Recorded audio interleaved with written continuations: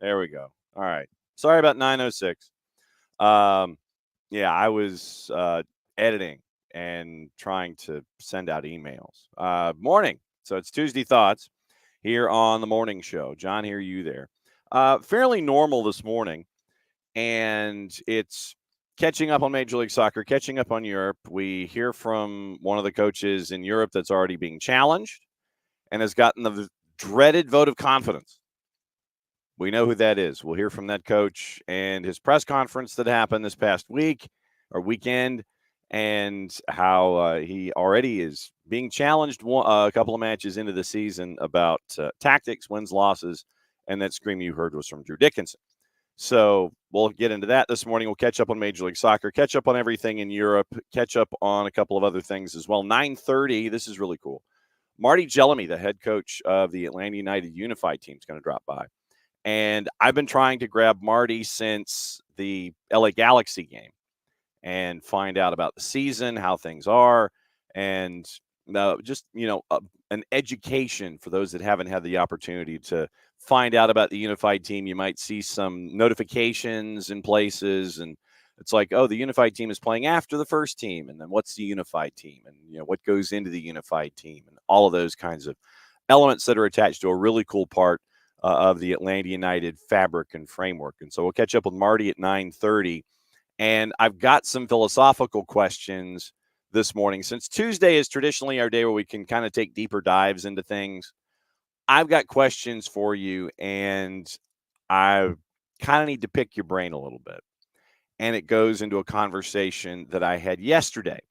And I'm hoping that by divulging the conversation that I had yesterday, I hope it's okay that I do it, because it was a conversation that I had with Parzival and got to hang out after lunch with Parzival. And if I didn't leave when I did, I mean, literally, we talked for like an hour and a half. If I didn't leave when I did, we were probably going to be there all afternoon and talking about things. And so it's a question that was spurred from the lunch that I had with Parzival yesterday, or post lunch. And it was just, drinks at a high top, non-alcoholic, by the way, considering that drinking alcoholic beverages and driving is bad. Do not recommend that under any circumstance. So, conversation that Parzival and I had yesterday has triggered a question in my brain this morning, and I wanted to bring that out as a part of everything that I have in my mind this morning. Morning, Will, by the way. That's where we are.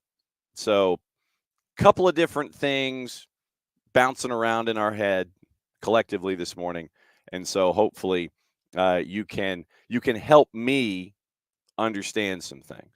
So we'll do all of that this morning. Like I said, Marty Jellamy from Atlanta United's Unified Team dropping by at 9:30, and we'll have a conversation about the Unified Team and their successes in the 2024 season. And successes take on different meaning with the Unified Team. So we'll get into that discussion with Marty coming up at the bottom of the hour. Okay, opening kickoff brought to us by our friends at Kickoff Coffee and kickoffcoffeeco.com. There's your QR code. For those of you who are watching, however you are watching us, large device or small, on the YouTubes, on the Twitch, or on the 280-character app, right there is the QR code. You hit that QR code, that gets you into Kickoff Coffee and kickoffcoffeeco.com. Then when you're checking out at Kickoff Coffee, what you do is you use the code SoccerDownHere15. You get 15% off your purchase. They, in turn, take 10%, reinvest it into youth games, youth initiatives, and very, very cool things that they have earmarked, our friends at Kickoff Coffee and kickoffcoffeeco.com, as I wave over the other QR code for the moment. All right, so this morning, it's full disclosure. And I guess we go here. I guess we go here this morning. And this is kind of part one of the question that I wanted to get into from the conversation that I had with Parzival yesterday. So yesterday, technically yesterday. So yesterday was a busy day here at the network. So had the morning show and we were bouncing around all over the place. So last night we were at Emory. Madison, Jason, and I were at Emory watching Emory and Oglethorpe men's soccer, and it was part of a round robin tournament that had Belhaven, and Belhaven came in for the weekend, and they were out the door after they had their two matches with Emory and Oglethorpe, and that meant that obviously the two local teams in the Invitational, they got to play last. So it was absolute chaos, and you can watch the After the Whistle up on the network where we catch up with both teams, both head coaches, and the game tying goal scorer in Daniel Lamar for Oglethorpe. 3-3 final. It was 3-0 Emory first half, 3-1 at the break. And then in the second half, Oglethorpe scored one to make it 3-2. Then they thought they had a PK, and it happened right in front of Madison. And Madison thought it was a PK. Jason and I were at the other end of the field, and we were like, yeah, that looked like a penalty, and it wasn't called a penalty. But then you end up with under a minute to go. Oglethorpe and Daniel Lamar from Kennesaw Mountain getting the game time goal. So 3-3, absolute chaos, no real surprise. I say that because the boss was kind of needling me last night because of a certain college football game that was on. And it was on at the same time that my services were requested, desired at Emory for Oglethorpe and Emory.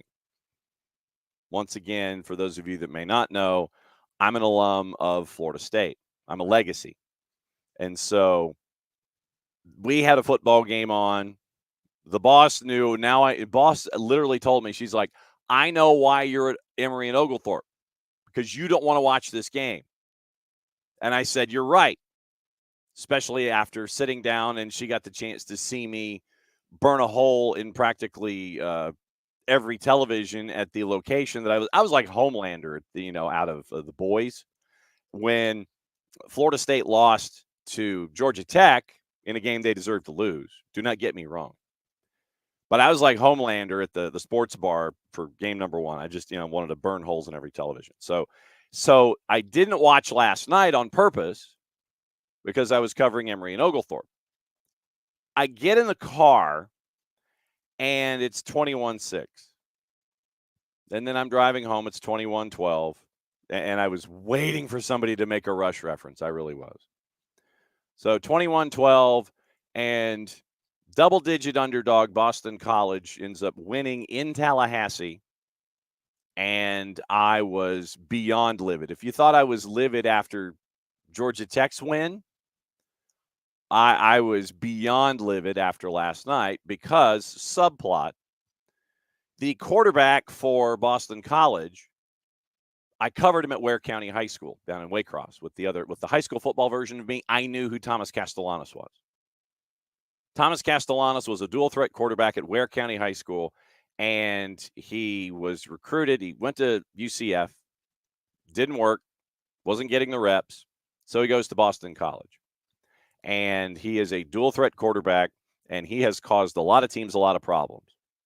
Number one athlete in his class academically, to add to what's going on with what we were seeing on the field last night in Tallahassee, where Thomas Castellanos, who was recruited by Florida State as a running back only, not a dual threat quarterback, mind you, but as a running back,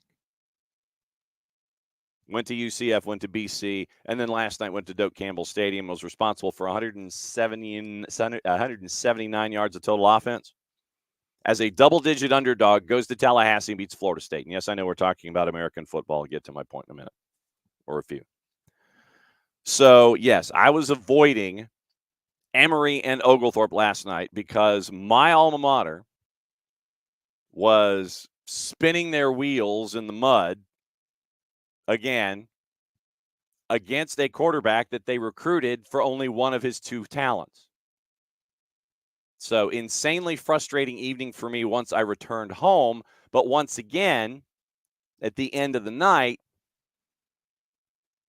I said my piece. I had my expletives inside the house.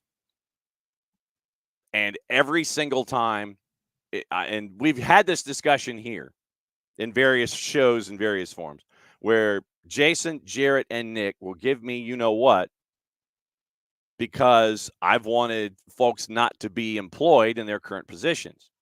Well, why? Well, because of A, B, C, and D. So then after last season happens, and I finally embrace what's going on, after the run that we had, knowing what was going on with the portal and everything and the bowl game, and I knew that it was going to be ugly. I knew last year against Georgia was going to be ugly, and it was, understandably so. So I had no qualm, but I was back in. This season, before the season started, I bought all the turquoise gear that I could buy because it's so hot, you can't really get all of it. So I have turquoise Florida State gear in the house. Newly bought. So what happens? You're 0-2, and I was once again invested in the program. So the fandom that I have for my alma mater once again has hit me in the face like that rake that is in the front yard. Or someone like me who has size 13 feet and size 6 stairs. The fandom that I had after building up all that momentum from last year has completely and totally just. So, yeah, there was a reason that I was at Emory and Oglethorpe last night because I knew it was coming. Got home, watched it finish, and now I'm completely frustrated all over again with my alma mater. Which gets into fandom, which gets into what I wanted to talk about this morning. I hope, like I said, I hope I'm not violating and we'll get into it here in a sec. So I got into a discussion with Pars yesterday, and like I said, this will give when Marty Jellamy comes in at the bottom of the hour, it'll give time for you guys to think things through, and then we'll spend hour number 2 about it. When it comes to fandom, I sat down with Parzival yesterday. Parzival, first off, I was humbled that he wanted to take time out of his Labor Day non-work schedule and spend time listening to me yammer for like an hour and a half. But Pars is still learning the game. And as he is learning the game and as he's listening to the morning show, which he has, he's an OG. He is one of our original A-lister +1 types. And that he reached out and wanted to catch up with me and ask me questions about what's going on the planet. It was very humbling to have that happen. But Pars and his boss inside their home are still trying to, they're learning about the game and context and all these kinds of things. One of the things that Pars wanted to discuss was that he wanted to throw his family weight behind a Premier League team. He wanted to start rooting for a Premier League team. And so we sat down and I gave him, the dime store analysis and history lessons of each of the teams. He didn't want it to be a grande. He didn't want it to be a Manchester City, a Manchester United, one of the big dogs. He didn't want it to be a Liverpool or a Chelsea or anything like that. He wanted to be a fan of a team that was not a grande. And so we broke it all down. And it's like, okay, well, if you like this, if you like this, if you like this, then you can go here. And, well, if you like this, I broke it down do you like owners that are crazy and will go down and want to fight referees? And Pars said no. And I said, okay, well, then Nottingham Forest is out. And I explained about Ipswich. I explained about Southampton. We took all of the 14 other teams in the league outside of the Grandes and tried to give him somebody to root for. Nick's, I explained about Leicester. Alex, we thought that Newcastle was a grande. So we put them to the side. Four card, we were close. That was one of the two that we discussed. I think West Ham was a finalist. And so after the discussion of breaking down all the teams, Crystal Palace, I explained, and I tried to break it like into Southeastern Conference football parlance a little bit. Crystal Palace to me seemed like the team that was the kicker on the high school football team that just wanted to sit with the quarterback at the lunch table because he's a part of the team. And he was, it's like, yeah, he's the kicker. He can sit here because he does really well as a kicker. But that's it. It's like, look, I just want to be seen with the quarterback. That's to me what Crystal Palace is. Crystal Palace is like, I just want to be seen with the quarterback. I want to sit at the big boy lunch table, and that's it. They're just happy being there. They'll do what they can to be there. Ropes and Tom, we got into the whole Everton thing and all of that chaos kind of.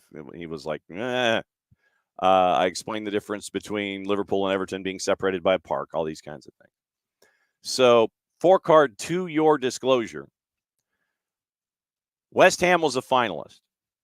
But looking at all of the clubs that are not grandes, that are kind of knocking on the door or that you have a sentimentality toward, we settled on Aston Villa. So Parzival is going to be, I guess, researching Aston Villa, looking at Unai Emery. And the irony that I recommended an Unai Emery coached team to Parzival as a team in the Premier League to root for. I'm sure that Jason's ears were burning because of everything that I had said about Unai Emery in the past when he was at Arsenal. Goes to La Liga, does fantastic, goes to Arsenal, not really given the resources, doesn't do well, leaves, goes back to La Liga, continues to kick ass, comes back in, and now he's at Aston Villa doing well. He's kind of knocking on the door. And I explained that they've got that Emi Martinez is there, and they've got it, we went through the roster breakdown and all this kind of stuff. So Parzival now will be researching and following along with Aston Villa. And so this was a discussion that we had about the 20 teams in the Premier League. Take the grandes to the side. Take the teams that have kooky owners and kooky situations to the side. Who do we root for? So now Parzival can jump into discussions with Premier League clubs that you guys have your fandom for, and he's learning. So he wanted to learn more about the Premier League and the English game, and so he's going to be following Aston Villa now. And that was after an analyzed discussion about everything going on. My question for you this morning is this. For those of you who do not have, and please disclose if you do, if you have a geographic tie to the club that you support, outside of Atlanta United, I'm talking like overseas, since based here in the Southeast, and follow clubs overseas. Why? I want to know the why in why you follow the clubs that you do. Nix, I want to find out about Leicester. Alex, I want to know about Newcastle. All of these clubs that you guys follow. Why? After yesterday's breakdown of everything with Pars, to where he now wants to follow Aston Villa and learn about Villa, why? And you can, like I said, if you have an immediate answer, great. But I want to talk about it in hour number 2. Why do you follow the club that you follow? Where did the fandom come from? Where did it originate? Was it passed down from your family? Was it something that you stumbled across because of a beacon of talent that shines in the window? Where did you come across your fandom for the club that you are not geographically immediately attached to? So like I said, you can, if it's a deep analytical answer, you can think about it. But like I said, I want to spend time on that in hour number 2, considering the conversation that I had with Parzival yesterday. In addition to everything that we're going to talk about, we'll catch up on MLS, what happened on the weekend. We'll set up your playoff picture. We'll talk about everything going on in Europe. We'll listen to Eric Ten Hag and a reporter going back and forth. But my question for you today, in our deep dive, because Tuesday traditionally is our deeper dive day, why do you follow the club that you follow overseas, and how did it come about? So that's my question for you this morning. I want to know all the details. I want to know, and I know in our conversations on a daily basis in the Twitch pitch, I know that there are days on the weekends that drive you crazy because you don't get the results that you're looking for, much like every other fan on this or any other planet. But I want to know why you gravitated toward the club overseas that you follow, support, wear the gear, all those kinds of things. Like I said, if it's a short answer, great. Go ahead and type it in. If it's a longer answer, like I said, you can take 9:30 until about 9:50, and you can type it in and let me know, and we'll discuss it there. But I want to know your why, and then we can, we follow each other. We're all a part of the same great community here that we built, and we needle each other. But I want to know your why, because after that conversation I had with Parzival yesterday, now that Parzival wants to jump into the Premier League, I want to know your why. So when we're finished with the Marty Jellamy piece and we find out about Atlanta United Unified, I want to get into the whys in hour number 2, and I want to find out what made you gravitate toward that decision. I know that we all understand the after effects on a weekly basis because we're all talking about it, but I want to know your why on your jump in. So that's the question of the day. I want to know your why for your non-geographically attached fandom for a football club. Shiny uniform, shiny player. Was there a player you gravitated toward when you were growing up that you had the poster and you're like, oh, he plays. I love that player. He plays here. Therefore, I'm going to follow this club. No matter if that player leaves and goes someplace else. So I want to know your why in hour number 2. Will's letting me know. 4Card letting me know. Yeah, Abby, we did do a show yesterday.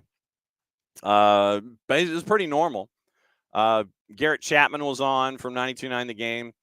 Abe took the day off. He did not labor, and because I think he had an afternoon show on 92.9, and so Garrett came by at 9:15, and Bart came by from the banks of the Tippecanoe River in Indiana at 10 o'clock. And we had a lot of reffing down here. We had those moments. We talked about Arsenal and we talked about West Virginia with Bart. So that was a full show yesterday, and so it's on the network as it always is. Go back and set your notifications, and you can see what's going on with all of that.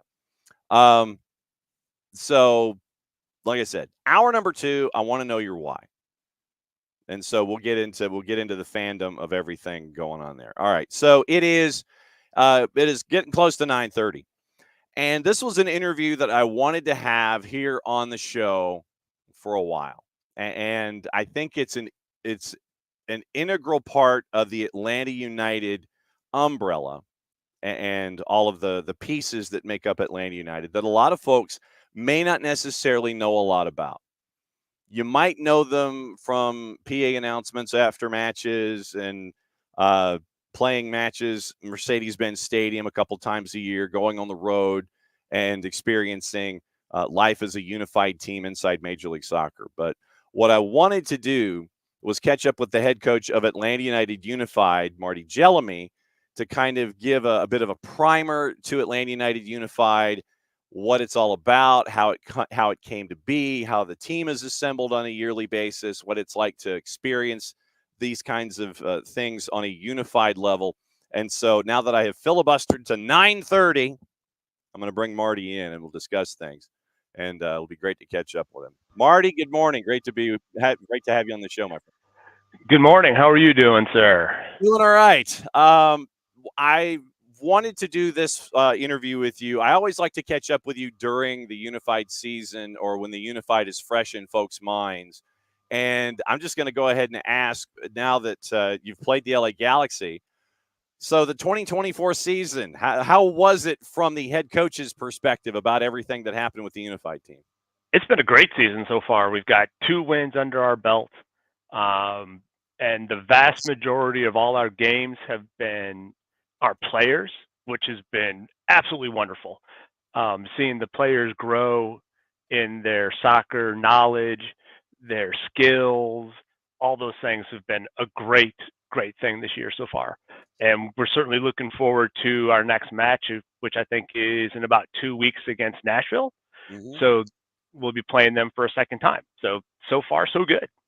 When it comes to, for those that don't know, and literally I want this to be part update, part education. For those that might hear about the unified team, may not know a whole lot about the unified team, I'd like to educate folks as a part of our walk this morning. So for those that may just hear about the unified team and may not know a whole lot about the unified team itself, what exactly is the unified squad with Atlanta United?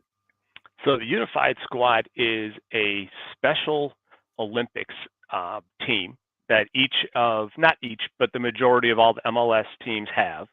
It is half players with intellectual disabilities and half partners. Uh, and you're there for promotion of inclusion, promotion of soccer, uh, huge learning for all the kids involved, players, partners, athletes. They're learning skills about life skills on how to travel. They're learning skills on how to present themselves in interviews, exactly like we're doing right here. They're doing skills for handling their own money, being without their parents. It's just a wonderful program that MLS is doing, and I certainly hope it continues in the future. I don't see any reason why it wouldn't, but it impacts a huge amount of people and lives. Because I know that there are more and more franchises that are investing their time in having unified squads. How did you get engaged in the Atlanta United version of the unified squad? I got engaged probably 6 years ago now. Mm-hmm. Um, the team that I run, I ran a group called North Fulton United, Mm-hmm. and we were one of the largest unified soccer teams here, probably in Georgia, maybe even in the Southeast. And they were looking for a team to play. And so they invited us up to the training grounds, which I'd never been to at that time. So, which is anyone who gets a chance to do it, I advise you to go do it. It's a wonderful facility.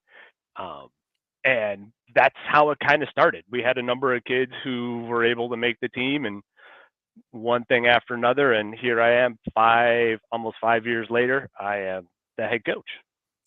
So when you got involved on the Atlanta United side of things, what has it been like for you to see the team itself grow and evolve to where it is now, where you're traveling across the country, you're having all these new experiences, playing other unified squads? What's it been like to you to see it grow?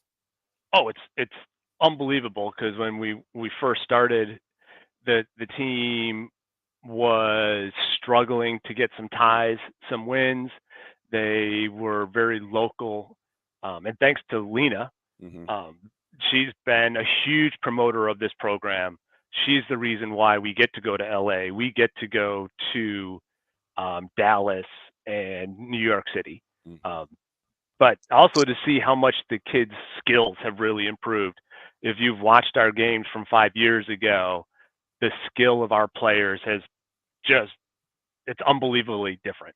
And that's one of the most exciting things to see over the last 5 years. And this is something where you have tryouts, and I mean there are folks that come in to try out to be a part of this club. And I imagine that over time the numbers in the tryouts and those that want to be involved and engaged in the program, they've grown just as exponentially. True. Oh yes, yeah, that was one of the first things that I did is when I came coach, is that we had open tryouts. We Anybody in the state of Georgia who has a disability that can be approved by Special Olympics can come and try out. The partners, the same thing goes with the partners. Anyone in the state of Georgia can come and try out. Um, so we went from probably 25 people trying out, and in years past we've had over 100. So that's a big change in just a few years. I was going to say, what's it like having 100 athletes chasing after roster spots? I mean, that sounds, it's cool on a bunch of different levels, but what's it like for you to have these numbers increasing to where you're talking about 100 athletes? Uh, the one really good part is it's not just me. Yeah. There is 6 coaches there that are evaluating 3 different stations all at the same time. So they're each doing their part. Everyone's doing an evaluation of each player, so that if I or another coach misses somebody, it's never going to get all the way to the end with 6 of us there. We've improved the the tryout every year. We've changed the drills, so it's a little bit different. Also, the evaluation process, so that we make it fair. These kids, they realize every year they have to make and try out and get their spot back. There's no guarantees. So that's a lot of pressure. And especially with kids with intellectual disabilities, that's a big learning experience.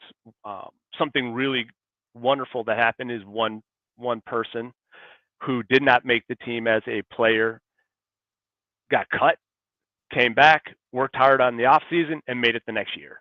I mean, what more can you ask for in learning in life than something along that line? So that was great. Yeah, and there's, I mean, for those that may not know, there's an all-star component that's attached to this as well, where Atlanta United has had all-stars tapped on the shoulder to be a part of MLS All-Star Week, and so the Unified have their own all-star component in this as well. And I mean, it's I would imagine that it's humbling on a bunch of different levels that you have that kind of recognition where you have unified engagement in an MLS All-Star capacity too. It is. That experience is really, it's interesting because they treat them like their first team players. Not that Atlanta United doesn't, and they do, but I mean, it's great. They have all the media people come. They stay at the same hotel. They do a bunch of the media events with the MLS players, and they get to travel to a great destination, see all the events, where some of the other MLS teams, they don't have the opportunities, thanks to Atlanta United, to maybe travel as far as we do and do those kind of things. So, I mean, Atlanta United, they probably do it the best in the league, in my opinion. I've talked to a number of other coaches throughout my few years doing this now. So, we're lucky that Atlanta takes the responsibility and really moves forward with the program. Do you have conversations with the other unified coaches inside Major League Soccer? Do you guys compare notes about how programs are being run, your athletes, these kinds of things? I do. Once we've played, I still keep in contact with the coaches from Charlotte, from Miami, and also New York. Mhm. So I've talked to them periodically, and especially when we have a match coming up, we always get together. We always have an event the night before where the players and partners and coaches from both teams do something. So right there is a time that we spend to meet, talk, compare notes, what works for you, how are you doing it, all those things. And when I was lucky enough to go to All Stars, I met a whole new slew of people, one person from each one of the teams, not necessarily coaches, but people who were in the organization. So I learned a ton during that last year. Marty Jelmy, the head coach of the Atlanta United Unified. Knew I was going to get tongue or twist. The Atlanta United Unified squad hanging out with us here on the morning show. I have been blessed enough to be able to call some of the matches. Joe Freihofer, Jason, and myself, Madison Cruz. We've all had the opportunity to call some of the matches, and we've been fortunate enough to go on the road and call the matches as well. The last one that I was a part of was the matchup at Red Bull, where it was you have the experience of, as a part of the tour, they were having the bowling alley night, and they went to go and just have a night with themselves at a bowling alley where it was bowling and pizza, and you just kind of got to chill a little bit. But it was a part of a sightseeing larger thing where you're kind of there in New Jersey and you're seeing Hoboken and Newark and bowling and all these kinds of things. What's it like to see these athletes shine outside of Atlanta, and they get to represent Atlanta and Atlanta United the way that they do, and to have them see things that they may not have had the chance to experience otherwise in these different places, whether it's Charlotte or LA or New York? What's it like to see them shine outside of Atlanta? And I would like to say, give LA Galaxy a shout out. Their event was a beach outing where we played volley, which of course, LA, what else are you going to do, right? Right. But it was a beach outing, which was wonderful because with that, you really were able to intermix the kids. And it was, I won't call it a competition, but it was a friendly competition before the competition where they were all intermingled. Yeah. So it was in Atlanta versus LA. It was half and half for every team, which is probably one of the best pre-outings that we've had because we were able to really move everybody around, and it was much more interactive between the teams. Sometimes bowling, you don't leave your lanes, Right. where that volleyball was wonderful. Um, but the dinners are always great because we always make sure all the kids move around and meet, and listening to them talk is always kind of fun and interesting because the things that they talk about are stuff that you would never think about. They'll be talking about movies. They were talking about accents. That's a funny one. Like, you sound different because, you know, similar to Europe, let's say, the United States, if you're from the South versus the North versus the West, Right. it's kind of the same language, but not really. Right. So it's a neat thing listening to them kind of work their way through that. And that's a big learning experience, I think, to the athletes, that even though they're across the country, they sound different. They're going through almost the same things that they're going through here in Atlanta. Yeah. So it's a great thing to see. Yeah, I mean, you have just because you might be in your own part of geography, but there are other folks in other parts of the country that are going through the same things that you are, and to have that kind of peer relationship where you can just kind of sit down, chew the fat a little bit, and sit there, go, well, yeah, I'm having this problem with math. Well, I am too. It's like these kinds of things where you can have shared experiences and continue to grow and probably come out of it with new and more friends than you would have had. Because I imagine that the players they got everybody's deets, I think, as the kids say. They're dialing each other up, I would imagine, and the friendships stay after the matches. Yeah. They do. There are probably, after each match, I bet you there's probably 4 or 5 connections that stay forever. Mm-hmm. I know that, like, a couple of our partners have connections with a couple of other players on other teams, and I know for sure that a number of players have connections with players from other teams that 2 years later they're still group texting and all that kind of stuff. And that's a really neat part that you wouldn't see if you didn't have this program. So then I'm going to have you stand on a box for a moment. I'm going to give you a megaphone. For a Major League Soccer franchise that does not have a unified team, that does not have a unified connection, what would you say on that soapbox with that megaphone to these other clubs to go, you need to go down this road, you need to invest in unified athletics? Oh, I definitely think you have to. Even if you start out playing 5v5, like Atlanta, we've progressed from a 5v5. Now we're playing 11v11, and you've seen that progression. You've been around long enough. Our first few years, we couldn't field a team that would be quality enough to play 11v11, which we can now. Yeah. The community engagement is huge. You've seen the supporters. The supporters love the program, and if you want to give your group of supporters and fans someone to cheer about in your bad years, good years, that bring joy and all those things, this is the group that you need to have. And anybody I ever talk to, once they've seen a match, they're sold. They come back, they support. I think we're getting more and more people staying for the games. I think we might have been up to maybe 4,000 maybe that probably stayed at the last game. Yeah. So I'm hoping in Nashville we're going to have even more, but it's just a great community relations. And if you don't have a team, you need to get one. What have you and the coaching staff learned about yourselves, not just as coaches, but as individuals being a part of this experience? Compassion, for sure. You see the struggles that some families have that have kids with disabilities, that, they live it every day. Mm-hmm. I live it, I don't know, how many hours a week, whatever. They're in it every day. And when you see the growth that the kids have, shouldn't say kids, athletes, sorry, see that the athletes grow, it's huge. And the parents, on how much they really have to work at it. Some struggle, some don't, but it's a it's a humbling experience when you see what they have to do on a day-to-day basis. For someone who wants to get involved, wants to maybe encourage their athlete to try and go down this road, hit the promo for me. How can folks become more engaged, more involved, more aware about what's going on with the Unified team?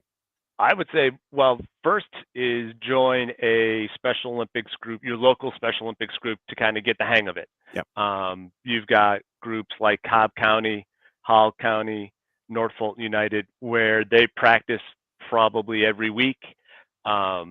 You'll be able to see what it's all about, experience the same thing that I experienced in the growth of kids, the joy that they have, the excitement that they have, whether they're win or losing. So that would be my first step. Then the second step would be watch out.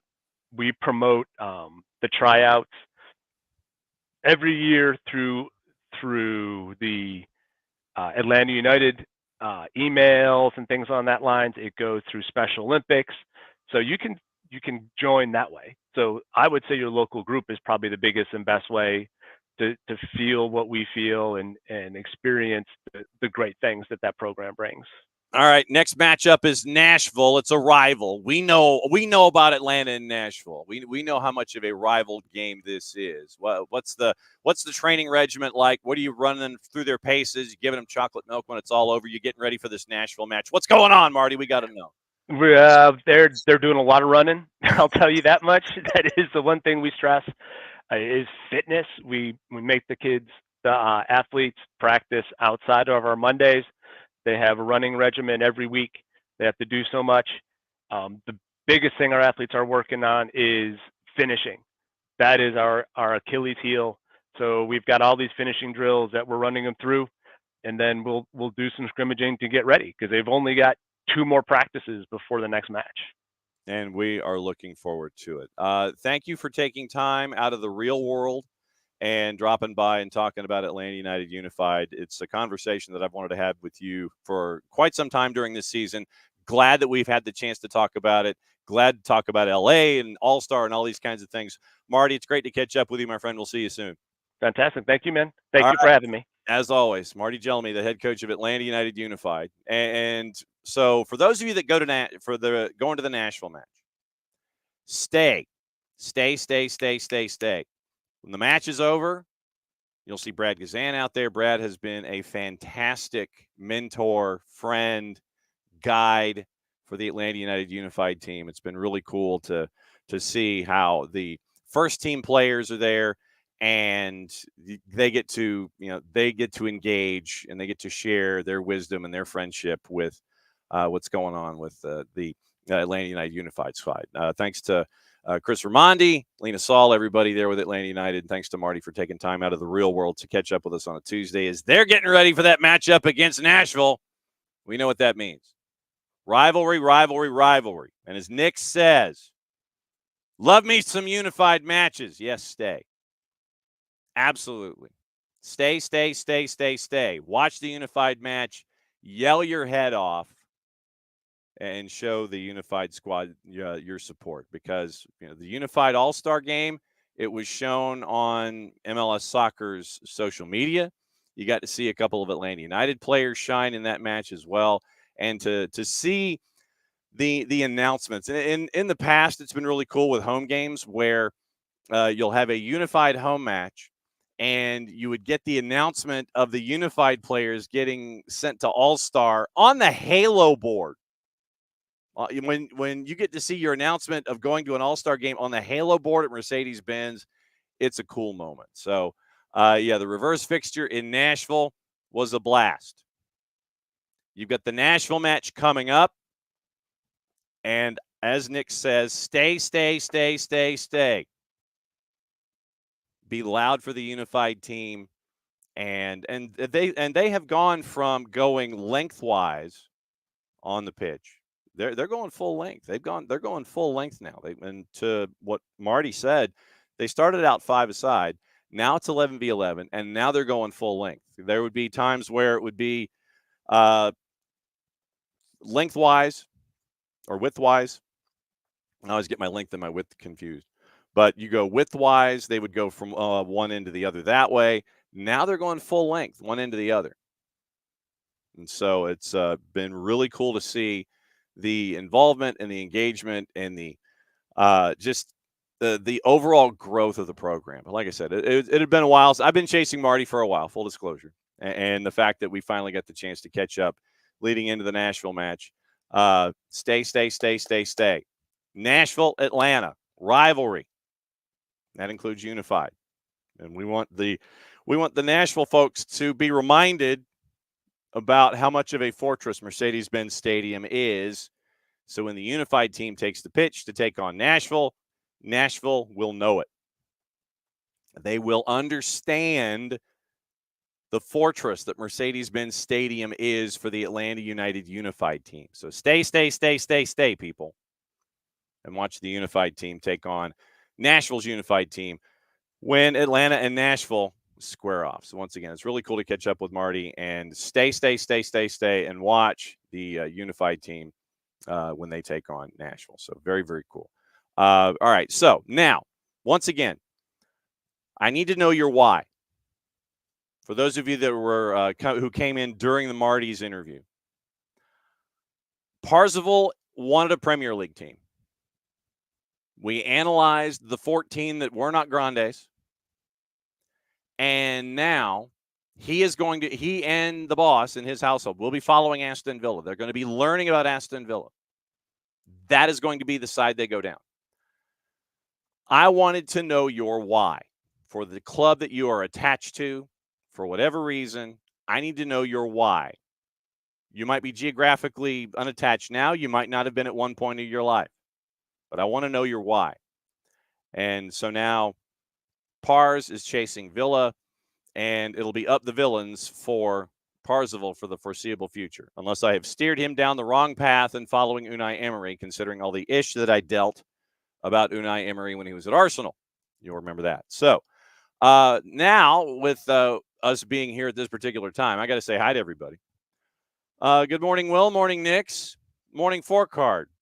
Morning, Alex. Morning, Sharif. Let's see. Morning, Abby. I'm trying to see if I have missed anyone who may have joined while we were discussing things. Okay, I think we're caught up for the moment. So good morning to everybody that has joined into the Twitch pitch. Thanks to everybody. Good morning to all of you who are watching and accessing us however you are doing so. So let's run down the comments this morning. Will's got a great weekend. Liverpool beating Manchester United. We do have sound from Eric Ten Hag because he apparently has been given the dreaded vote of confidence by the front office. We know how that works. Caleb Williams era. Will, the resident Chicago Bears fan. So, yeah, why are you a Chicago Bears fan? That's the question that I need here. Why are you a Bears fan? Born in Illinois, raised in Illinois, transplanted to Atlanta area, transplanted to where you are. Why the Bears? Why Liverpool? I understand Atlanta United, Will, but I need to know about the Bears and I need to know about Liverpool. Because like I said, without having the geographic attachment, I need to know the answers as to why.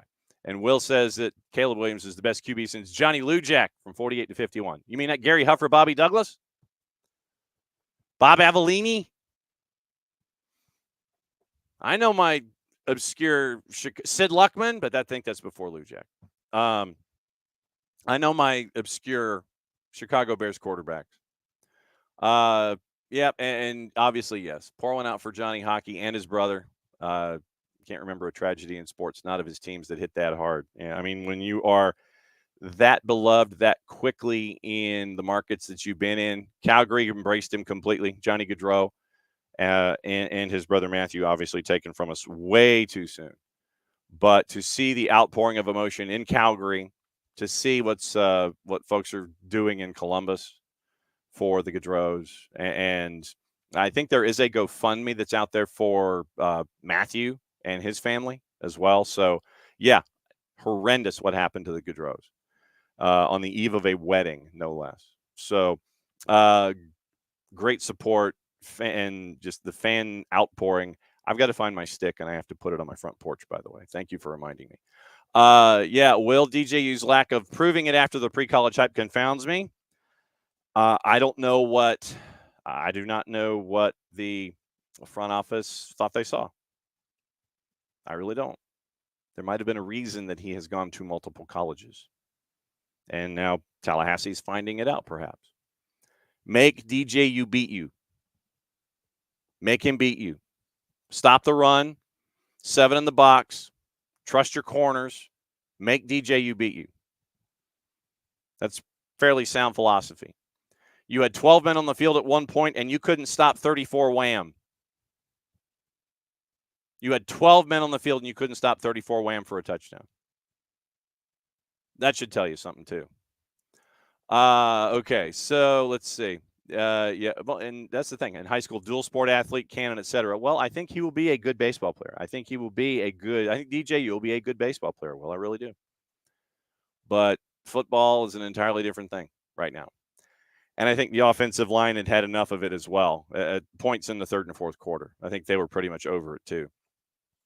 Therapy, that's kind of what this show is. I mean, to be perfectly honest, that's why, the Twitch pitch is what it is.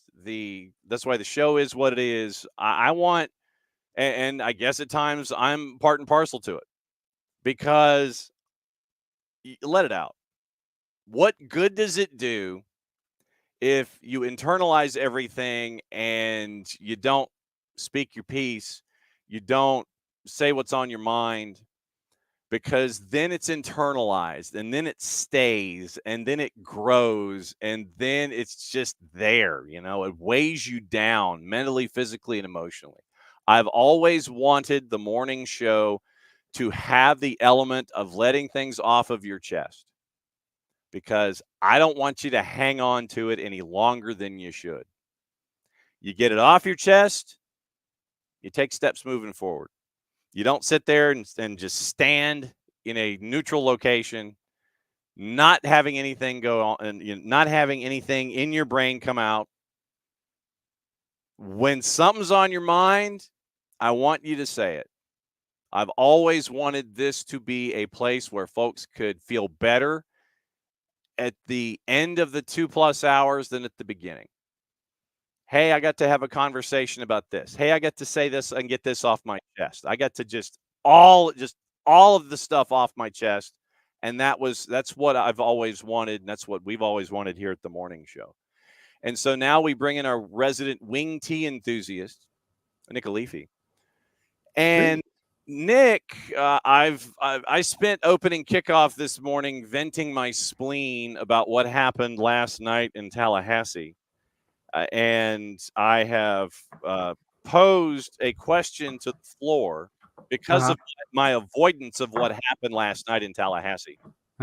And the boss basically said, now I know why you went to go and cover Emory and Oglethorpe, because you didn't want to see what was going on. You didn't want to be in the same house with me when Florida State was playing Boston College. And I said, you're right, considering what's been going on recently. And what I wanted to ask folks is, we know how fandom is in our close geographic footprints. Yes. I had an hour-and-a-half conversation with Parzival yesterday, who thought that my opinion was worthy of sitting down and listening to for an hour-and-a-half. Okay. And he and his boss want to start following a Premier League team. Ooh. And so we went down this road of, and not a grande. We took the grandes out of play, and because everybody's they want to chase after a big dog. So we analyzed the other, say, 14 or 13 clubs. And at the end of the day, we settled on Aston Villa. And so now Pars and his boss will be learning about Aston Villa, and they'll be following Aston Villa now as they learn more and more about soccer and learn more and more about the Premier League. And so my question this morning was, I wanted to know folks' whys. I wanted to know why you were a fan of a team outside your geographic footprint. And so that's my QOD for the day is, what weighs us down outside of our geographic footprint, and how did we end up going down this road? So for you, the team or teams that you follow, how did you end up as fans of that club or those clubs? How did this come to pass with you being on one side of the Atlantic and the clubs that you follow being on the other side of the Atlantic? So for me, it was back in the day, Back in the day. Champions League games were pay per view, Yeah. and so if you were at a bar that happened by some miraculous means to be playing a Champions League game, Right. then you could see, you watch these teams play, and I saw this red and black team that played beautifully. I mean, they were flying, down the field. They were moving the ball in a spectacular way, and they had collars on their shirts, which I thought was just the coolest thing ever. And they just looked different. And so back in you know also back in the day, we used to get these catalogs Mm-hmm. all the time, right? So it was either East Bay, or it was like like soccer. It was like, it wasn't Soccer Locker, but it was a Eurosport. And I mean, you had all these different catalogs that would be sent to you, and I saw my red and black shirt with the collar, and it was AC Milan. And I was like, ooh, it's not just Milan, it's AC Milan, right? Yeah. Like, wow, this is really cool. And when I went over to meet my cousins for the first time in 98, I was kind of like, all right, I feel like I'm pretty cool. I've got this, like, this love for AC Milan, and this is something that, and I had no concept what I was walking into from like a regional perspective, Yeah. how the deep love of Juventus. And so next thing I knew, I had like a bunch of kids who I didn't know. These are not my cousins, by the way, who were like, "Oh, Juve, oh, why do you not choose Juve? Oh my God." And so, being the natural contrarian that I am, I was like, "Ha ha ha, I've stumbled on something here." And my cousins were like, "No, no, no, Milan's the best. You made the right choice." And so there was like, they were already Milan fans. So the fact that I was a very new Milan supporter, and to my cousins, this meant that the cousin from America had some freaking taste. So I was like, all right, I'm good, man. All right, I'm accepted. And then it just got solidified because we went on this insane run, and I have never looked back. But it's a random choice. Sometimes it is, as Alex Pacine has, a team collar. Yes. Sometimes it is the collar. Sometimes it is a particular player. Sometimes it's the colors of the shirt. I sometimes it's Catholic, Protestant. Yeah, it is. It's Celtic and I Rangers. mean, Absolutely. yeah. So I mean, you have this this sort of checklist of things. I have questions about why. I have more questions, I guess, of why people just dive into supporting a Premier League team. Mhm. I mean, to me, that kind of is like, Yeah, there's lots of other flavors in the world, true. That's true. you And know. that's why we're here. We're here for guidance, and we're here for advice and counsel. Yeah, So yeah. I well, mean, I'm I would, if I were starting over today, mhm, brand new, like I need a team to support, yeah. I would hope that somebody would direct me to like South America first. Uh-huh. Like, okay, have you heard of Boca Juniors? Have Have you you heard of heard? Defensa y Justicia? Yeah, have you heard of River Plate, Defensa Justicia? Have you heard of? Almirante Brown. Yeah, I mean, like, if you're going to put me as, like, if I'm a basketball fan or a fan of the NFL or college football, at least point me to the most insane league True. out there. Well, and to your point, though, I think that access, I think, might have a lot to do with it. Where if I'm having to fish for finding something, it might be a little bit more difficult for me to be a new fan of something. Whereas I can, turn on Peacock or anybody else associated with NBC Universal, and I can easily find a Premier Right. League game. So I think that something where I can jump in, I can watch, I'm instantly gravitating toward it in, where you and I know where Serie A is. I'm sure that other folks do too. Right. It's chasing after our friend Poppy Miller and getting a Paramount Plus subscription or going to CBS Sports Network or something like that. It might be a little harder to find than it would be a Premier League match. Yeah, but I also think that Serie A has not been helping themselves at all with, racism down here and, any other bits of buffoonery that come out of that league. People are like, oh, should I be watching Serie A? I'm like, I mean, I'm already in, I watch far less Serie A now than I did before because I'm kind of over the dinosaurs' inability or unwillingness to address basic issues. Mm-hmm. And to me, it's absurd. I think that it's absurd that the league refuses to work with teams to build new stadiums. Right. I fail to see, why players should wait until they're 21 to be called up to the first team. Mm-hmm. I have a lot of issues right now with Serie A, so I would not direct someone to watch Serie A right now. If you want to, I would say, look, man, there's this great tournament called Copa Libertadores that you need to, if you want insanity, that's where I would go. And I would point them directly to Copa Libertadores. And I would say, if you live in the United States and there's an MLS team nearby, it is likely that some of these names will be popping up in your league before too terribly long. Right.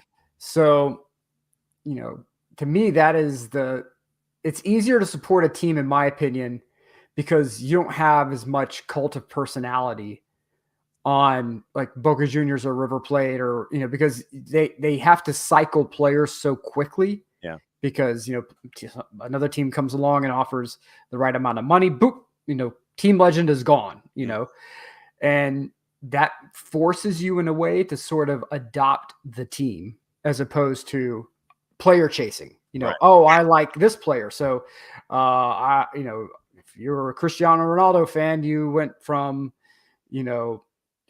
most of them would dive on board during those Manchester United years, but I'm a big Man United supporter because of Cristiano Ronaldo. Okay, then he goes to Real Madrid. I'm a big Real Madrid supporter because of Cristiano. Okay, so you're just team jumping, right? I mean, and so, and at some time that player's career comes to an end, and then you sort of feel adrift, and you have to make choices on whether or not you're, still a fan of the sport or were you just a fan of the player, and go from there. But that's my take on it anyway. That is not me calling you, by the way. No, that's not. And the other, you mentioned CR39. I could just sense it right now. Yeah, I'm a fan of Al Hilal. Yeah. I know, and there are people who are. I mean, there are people out there who are like, yeah, it's me, big Al Hilal supporter, like, okay, cool. Mm-hmm.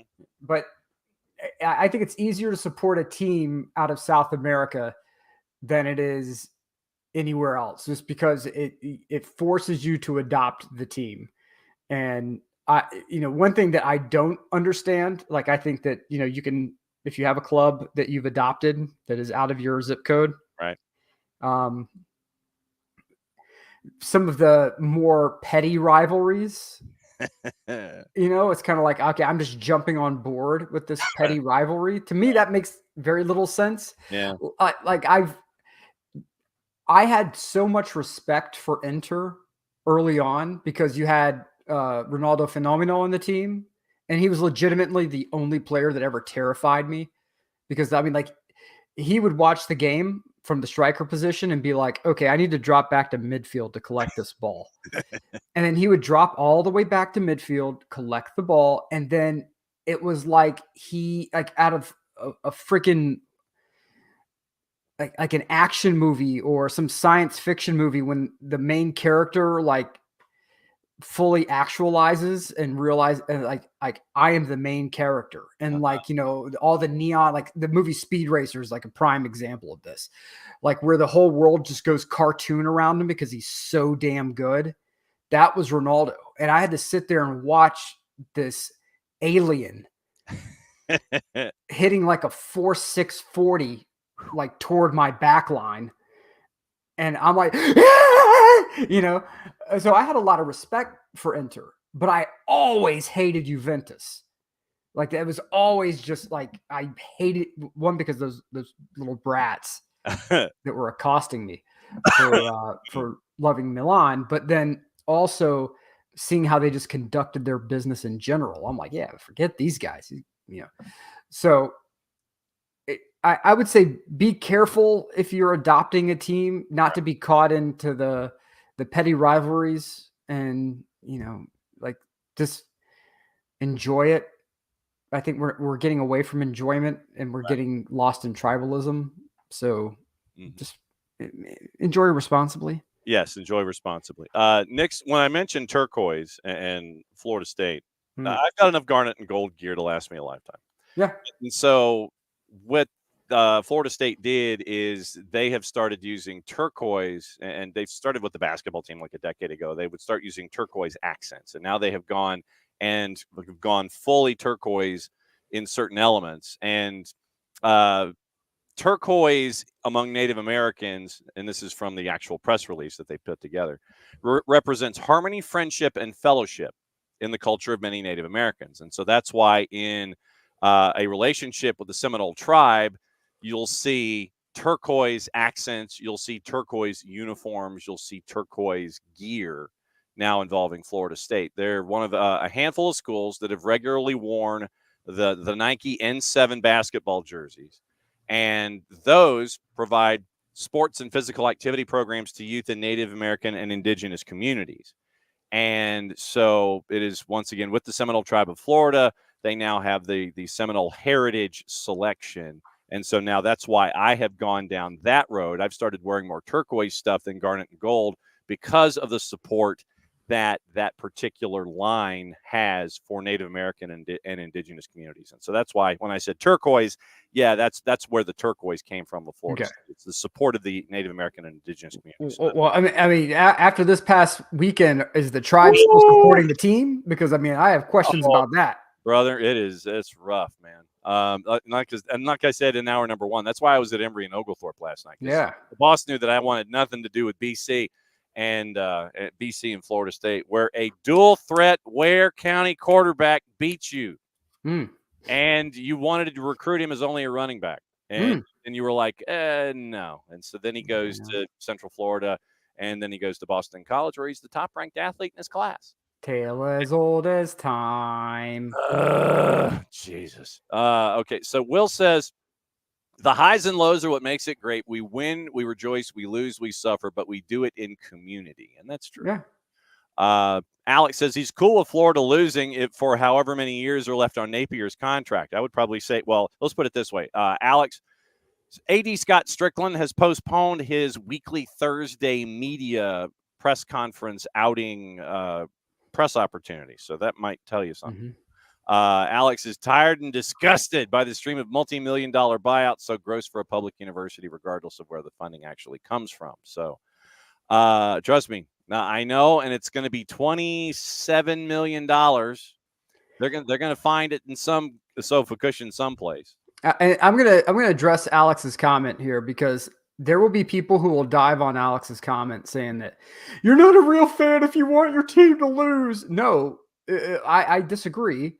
Because there are those of us who are mature enough to understand that at some point you have to take your medicine. Yeah. At some point, you can kick the can down the road as far as you want. Then you end up like the Saints, where you have you're in salary cap hell forever. Oh boy. But there are those of us out there who watch what happens with our teams, regardless whether it's college football, across the board. And you watch your team make stupid contract deal after stupid contract deal after stupid contract deal, and they fire, and you're still paying that money. Yeah. Right? Yeah. And so unless there's an upfront that's a part of the contract where you've got to pay a certain amount by the end of a 30-day window, and then you have the yearly payout. There are some situations where you're screwed and you've got to pay like an astronomical amount of money After 30 days, then you've got 6 months to pay another astronomical amount of money, and then you're screwed. Right. And so I think Alex is taking the very wise position here of just stink the joint up for a while, because that's all this guy's going to be able to achieve. Like, we know where the ceiling is, right? Yep. In some cases. Yep. And if that's, I mean, but we're not going to end up on the hook paying another ridiculous amount of money to somebody who's going to come in here and stink up the joint right after. Right. So let's just clear the decks and start over and figure things out. Milan, to bring it back to soccer, Milan is probably looking at having to do that very soon. Yep. Where you have Paulo Fonseca, who is already, according to the rumor mill, it's rumor mill, being told that like you have to it's like Venezia and Liverpool, like you have to like dominate or you're out. Shit. I mean, there's a part of me that's like, let him stink. Let Fonseca stink and let the finally showcase that this Moneyball approach of signing mid guys and making like the most ignorant financial decisions out there. Like, we're not going to pay a 15 million euro transfer fee because the agent's asking commission price is too high. So we're going to let this stud go to one of our crosstown rivals. No, we're not going to pay this fee over here because that's just not in alignment with our economic structure here. And so then that player goes somewhere else and is a star. I'm sorry, but it's time for you to suck. You've had enough poor decision making that you don't deserve to be rewarded with wins. You deserve to have a period of time where you suck. Because that is the freaking bed you made. And if you're and anyone out there who is a parent understands this, where your kid makes a really screwed up decision, and you know what? You're going to have to live with it for a little bit. Because I'm not fixing this for you. Because then you get in the idea, if I screw up, mommy or daddy just fix it. Yep. Instead of, you know what? I think I just need to let you sit here and stew in your own dirty diaper for a bit. I have no problem with that. And that's not me. Like, and if when it comes to like my forms of entertainment, especially sports, I have no problems looking at something and saying, you know what? When you figure it out, I'll still be here, but I'm just going to sit back and quietly enjoy you sitting in your dirty diaper because this is the mess you have made. Yeah. I didn't make your mess.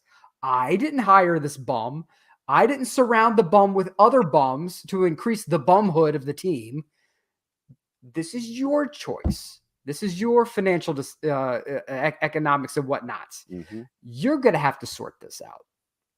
And the real ones, when they make really bad mistakes and their friends go, hey, look, I can spot you. No. I probably need to sit here and learn from this. Yeah.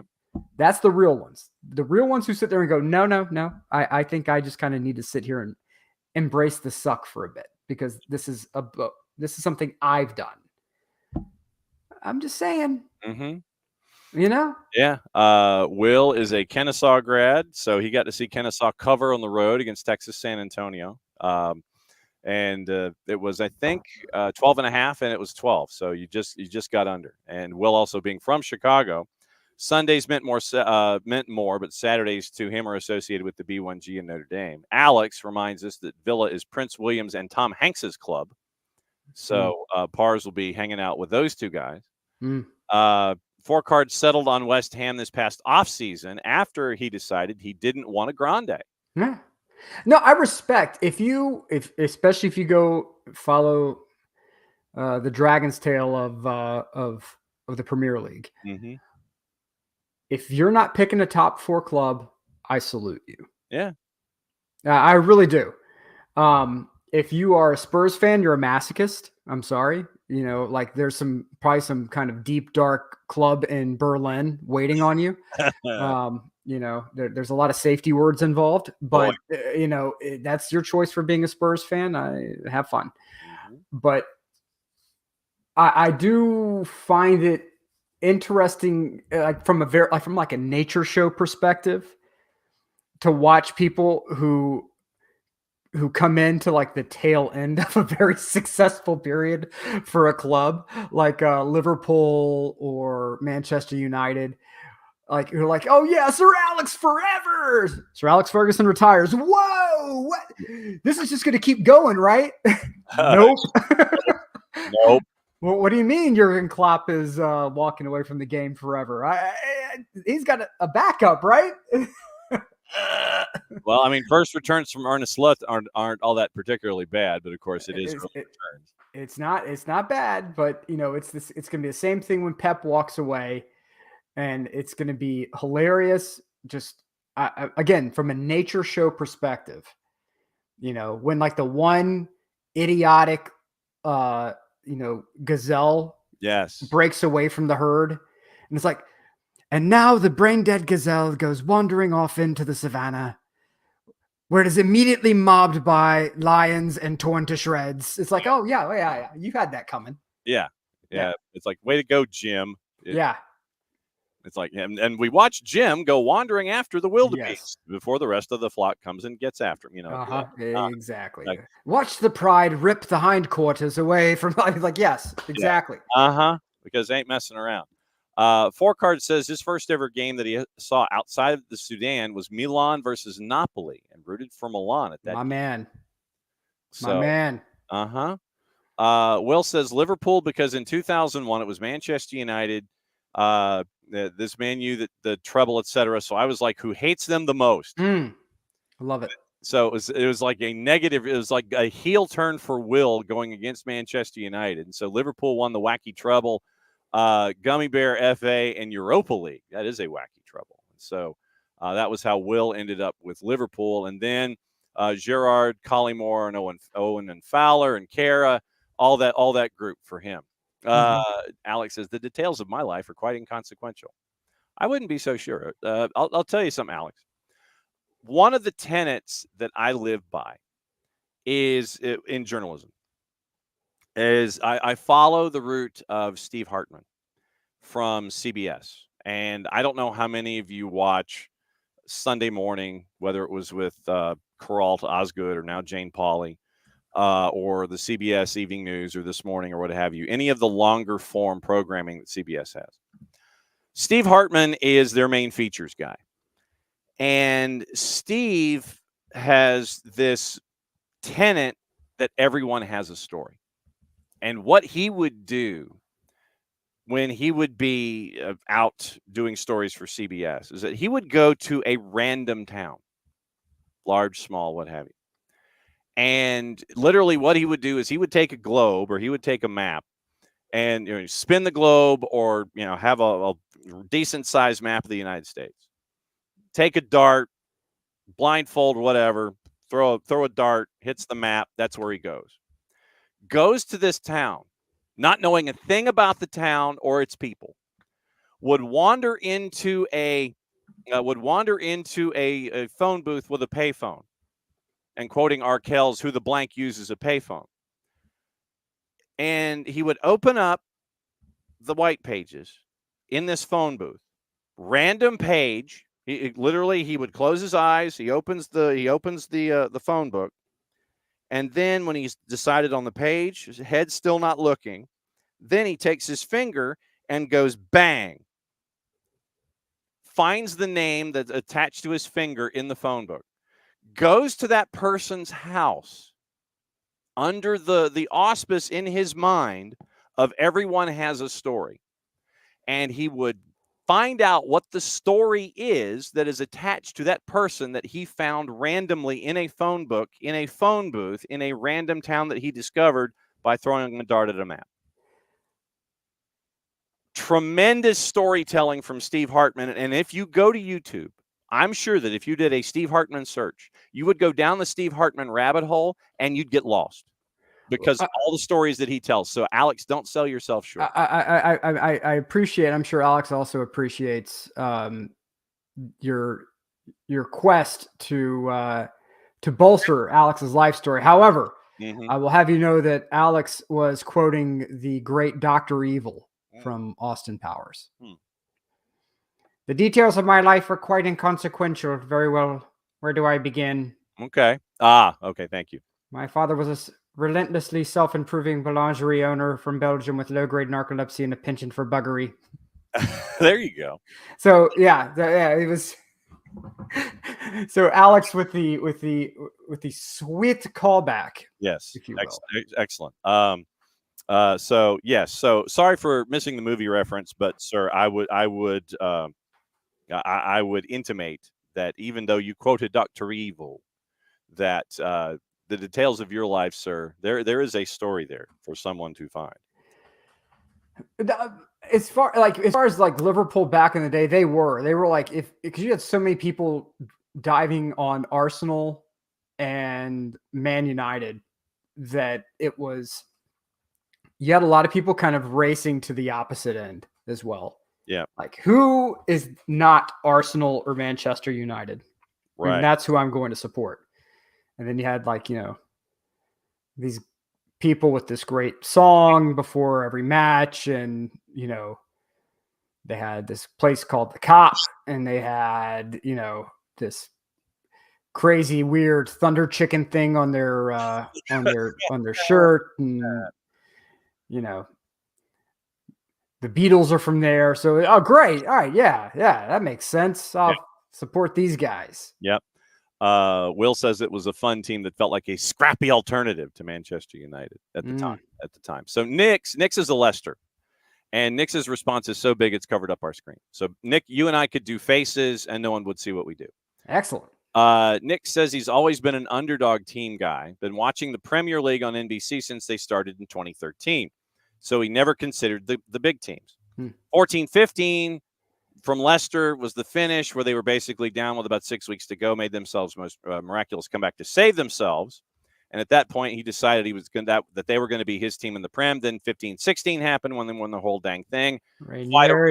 Yeah, so Nick's got in when they were trying to save themselves from being relegated, stuck with them, and then he had the miracle season with Leicester in 15-16. So Nick's jumped in when TV coverage started, when it was convenient to start watching the Premier League. Yep. Found a team that was not a grande, gravitated to them, and I give Nick's full credit because he stuck with Leicester through relegation, through threatening of relegation, and then gets the reward of the miracle. And he's been with them ever since. So Nick's is not the fair weather fan that just is like, I'm with you, win or tie. Nick's has latched onto Leicester, and he's stuck with him the entire time. So he gets full credit. Well, good for him. And I think that is, I think that's a key thing here is that thick or thin, he stayed with them, right? So, I'm of the mindset that if you talk trash on behalf of your team, you cannot support another squad, a rival squad, if you talk loads of trash on behalf of your squad. Yeah. So for example, my dear son is a massive Alabama fan. I'm sorry to hear that. I have no concept of where I have a rough idea, but it kind of gets into the mystic. My ex-wife was born in Baton Rouge, Louisiana. Okay. Both of her parents attended LSU. Okay. My ex-wife attended LSU for a very brief period of time. The kid's bloodline is purple and gold on that side. Yeah. He was an infant I took him to work one day with me, and my boss, may she rest in peace, Julie Shaw, picked him up, and Julie was a former a Bama girl, she did the baton, the dance team. Yeah. So she was former dance team at Alabama. I mean, amazing woman. picked up my son and carried him around the whole meeting, whispering a whole bunch of stuff in his ear. I have no idea. She would never say what she said to him, but my ex would dress Jack up in purple and gold, and she'd be like, Jackson, who's going to win, LSU or Alabama? He'd be like, Alabama. And like from the time the kid could talk, it was always Alabama, right? Oh. Should he later in life decide I can no longer support Alabama for whatever reason that may be, he can't talk trash to any other SEC West school, formerly known as SEC West school. Yeah. Yes. So he can't talk trash on behalf of LSU. He can't talk trash on behalf of Ole Miss, A&M. It doesn't matter. Like you've talked your trash. Yes. And you're stuck. Yes. Right? Now, if you want to go out of conference and like cheer for, I don't know, USC or something, that's your business. I'm not going to judge you for it.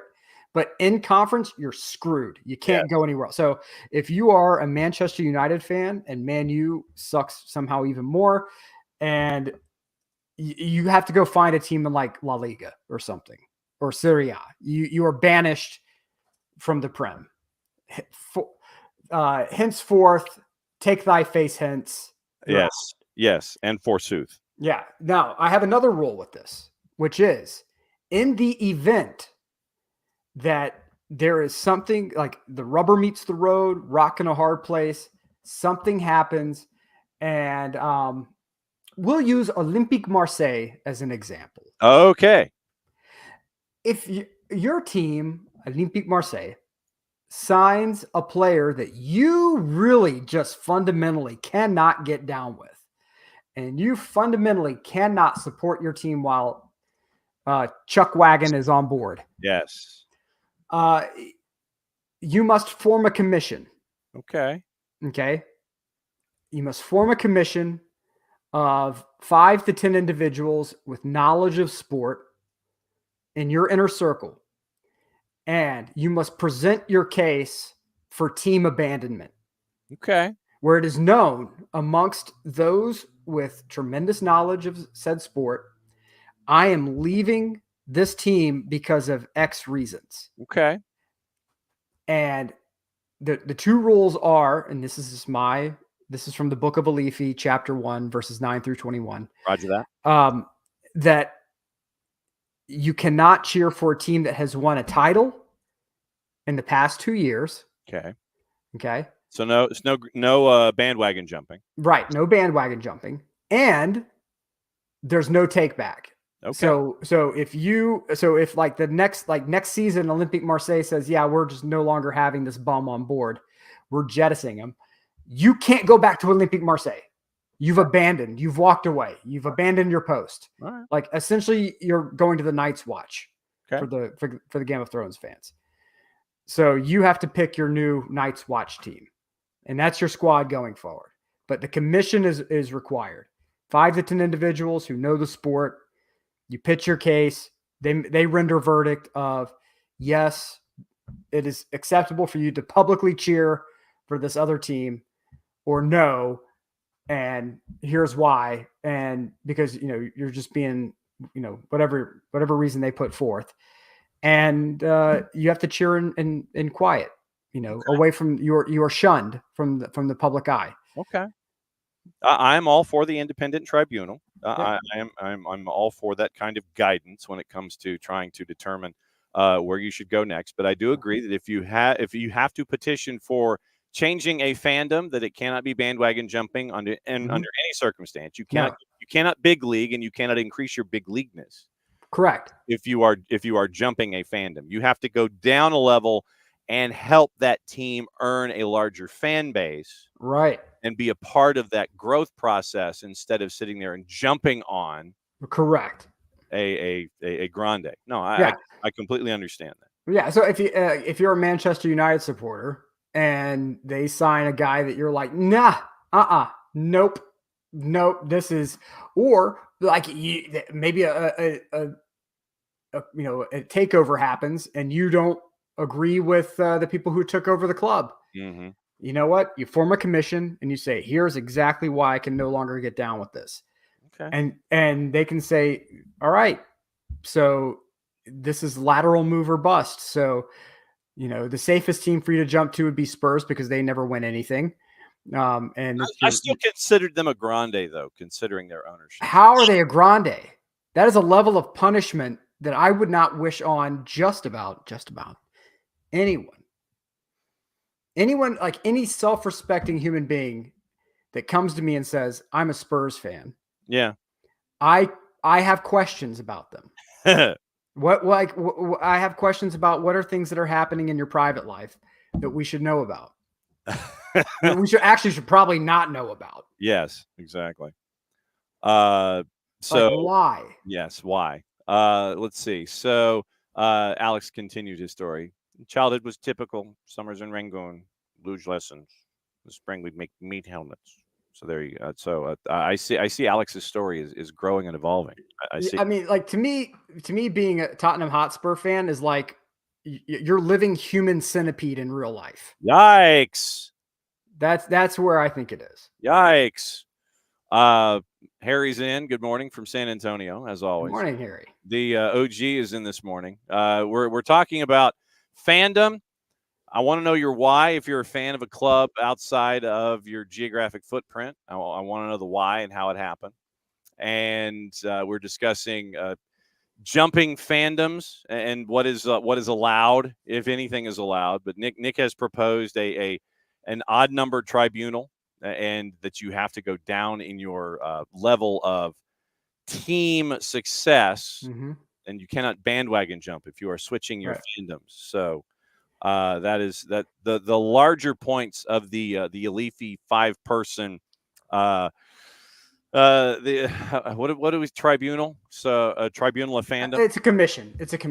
So Okay. you have to organize a sporting commission. So for an example of this is if you say, all right, we'll use college football as an example. You're a Clemson fan for some reason. I don't know. Maybe you sustained head trauma, exposure to household chemicals. I don't know. But you're a Clemson fan. And you say, for whatever reason, I can't get down with this anymore. Mm-hmm.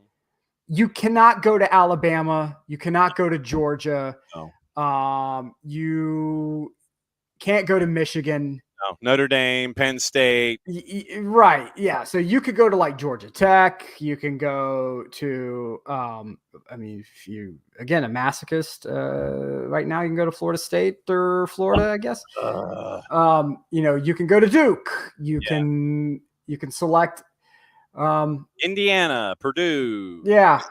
Something like that. Yeah. You can, you can, there are options here. Yes.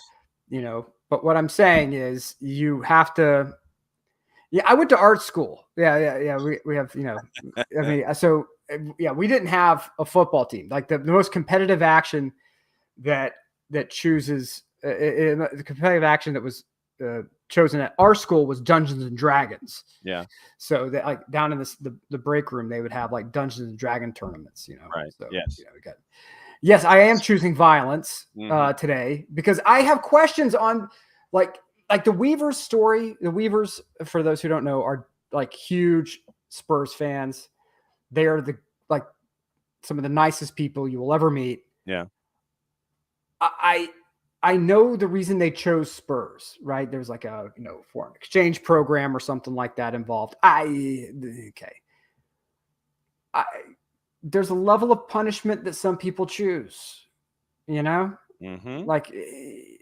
people who grew up in Buffalo, New York. Oh, like they live in Buffalo, right? That's your lot in life. You are Bills. You are Bills, and you are Sabres, and there is nothing. That's it. Change it.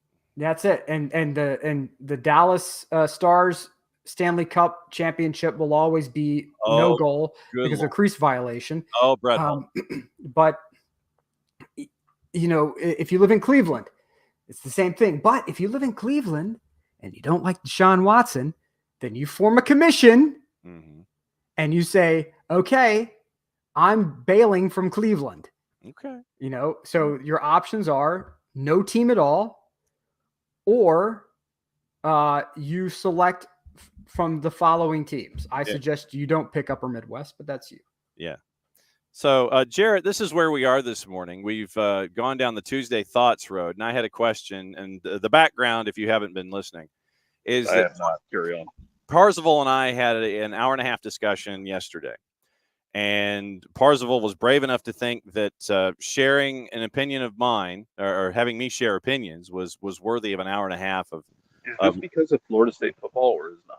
No. This was a lead into or Boston College beating Florida State's ass with the South Georgia quarterback. Yes, thank you for the reminder. But Pars was looking for he's in a position where he wants to learn more about soccer in general. He wants to learn more about leagues, and he wants to learn more about teams in and of themselves, and wants to learn more about the sport. He enjoys. He's an OG. He is an A-lister here on the show, and listens when the real world does not get in the way. And he wanted to try. He and the boss inside his house wanted to try and become a fan of a Premier League team. And so we spent a great deal of time yesterday breaking down pros and cons, taking the grandes out of play. And so now we have settled that Pars is going to follow and learn more about Aston Villa. So my question was, off of that conversation that I had with Parzival yesterday, what is your why when it comes to your clubs that are not a part of your geographic footprint? And so that's been my question this morning. How did you gravitate toward the clubs that you follow that aren't here in our part of the world? And so that's where we are. Okay, I feel like I've done this before, but for Celtic, it's Shinsuke Nakamura being able to. I think one manager said he could open a tin of beans with his left foot. He scored 2 free kicks, and I think it was the 2007 Champions League, right, against Manchester United, against Van der Sar. Both of them from a country mile out. One of them, keeper gets a look at it and dives, and he puts it in a space about the size of a soccer ball in the upper 90. Oh, wow. I can't remember if that's the first or second one, because the other one he hits, I don't know if the keeper ever sees it clean, but he basically wrong puts the keeper, and the keeper just stands there when he goes from 30 yards out and just sails into the side netting so wonderfully. And like I said, this is where our conversation was this morning, and I just wanted to know where people were coming from with their fandoms and such. And Nick has proposed a codicil, and I believe this is an accurate codicil. If you wish to abandon your frontline fandom of a club, that you have to have a 5-person tribunal I imagine, not necessarily neutral parties, Nick, but those who are within your environment or sphere that can offer an opinion as to thumbs up or down about abandoning your fandom. Yes, they must be knowledgeable in the sport and the circumstances at hand, which means that you cannot wish to abandon your NFL team. Okay. And have out of the 5 people on the commission, 3 are diehard Bridgerton fans. Okay. Okay. So you can't have I don't care. Just do it. The new season of Bridgerton's coming out. I'm going back to reading casting decisions on that. I can't deal with your NFL mess right now. Okay. Those aren't people that you're going to put in there. Right. Yeah. That's why it's a commission and not a tribunal. Thank you. Okay. Yeah. That's so you have to have people who are knowledgeable in your sporting sphere, because when you first come out and say, I am no longer supporting the Tampa Bay Buccaneers, I am now supporting the Atlanta Falcons. Okay. And these people come out and go, wait a minute. Blah, blah, blah. You have your commission that comes in and says, actually, this has been reviewed, apostilled and cleared, and we have given full faith and guidance to the individual to pursue his dreams. Okay. As a Falcons fan going forward. Okay. Yeah, because I know that tribunals sometimes are attached to one person, meaning a judge at a point. So I understand. So commission versus tribunal. Okay. For me, the clubs that I have attachments to that are in the lower divisions in Nick, go ahead and say the country, because I can't do it because my voice will get destroyed. England. Thank you. What I wanted to do was be involved in clubs that had trusts where you donate every year and you help with the bottom line of the club to help the club stay afloat. And so I just thought it would be cool to be a part of the process and sit there and, you have a vote on affairs at the end of the year. And so I found a club in each division at the time of the first 4 segments of the pyramid in that country. And I was like, okay, cool. I've got a team in the Premier League. I've got a team in the Championship. I've got one in League One. I've got one in League Two. But then damn promotion and relegation got in the way and the semantics of the argument. So I now have a club in the Championship. I have one in League One. I have let me see. I have two in League Two and one in the beer leagues because the one in the beer leagues almost got completely and totally bankrupted because they didn't have an owner. And the CEO got into an argument on Soccer Saturday with Jeff Skelling, which is mandatory watching if you just want to see an anchor eviscerate a club CEO over complete and total mismanagement of a franchise. It is one of the best pieces of television that you will ever watch, where a TV sports anchor destroys a CEO for inaction and letting a club go down the toilet. So I would recommend that if you really want to see quality journalism with a capital J. So yeah, I have clubs. I'm involved in trusts where it's Championship, League One, and League Two, and Beer League. But it's no longer the Premier League. And so it's just being active and being a part of the process. One of the fun things is that when you get involved in something and you don't fully understand it, because when I just decided to start watching Celtic back, even before the Nakamura thing, I was like, that's cool. And I had previously had an affinity against the crown and against the royal family. So this, we're anti-crown, great. I'm right where I'm supposed to be. We're anti-loyalist, beautiful, great. This is going to work well for all of us. Yes. I did not realize when I made this commitment in my life, not necessarily, but the problem here is not the failings in Europe. Those just kind of come standard, like Apple Play and IKEA or a Hyundai. What I didn't understand is how much of a front running decision this was, because I didn't fully understand Scottish soccer at that point. Didn't realize that I'd gone full front runner. I'm like, well, shit, I guess I'm that guy now. Yes. And then I had the fortune of like jumping in at a point where like only really had to deal with a couple of years of struggle, and then it's been like it's been one-way traffic for almost every season of my fanhood. Yes, it has. This is like Jackie Fresh being a Bama fan. Oh. Like he came in at the perfect time. Oh. This isn't a shot at Jackie Fresh, Nick, but he came in at the perfect time to be a Bama fan. Like he existed in a beautiful moment in Alabama's sport history, in the same sense that when I decided, Celtics pretty cool, I think I'll go with that. I picked a beautiful moment to do that because it's been one-way traffic for so long. So I'm not really sure how I'm going to deal with the fact that eventually everything will shift in the other direction. But I've also used the rest of my spare time to get beyond that and to like go watch Darvel FC in like the 4th division of Scotland and try and spread the gospel that outside of the old firm you get a lot of really fun rivalries and really good games. And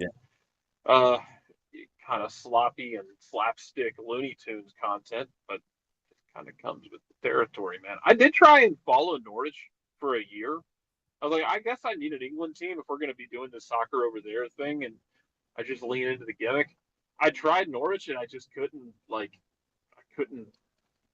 dive all the way in. It was like diving into a 2-foot deep pool for me. It just didn't work. It wasn't their fault. It was my fault. It's not you. It's me. Oh, wow. Yeah, well, and they've also Miss Delia apparently is selling her stake, so you will not have the British Martha Stewart owning Norwich anymore. By the way, we'll go ahead and hit this. We actually have some news this morning.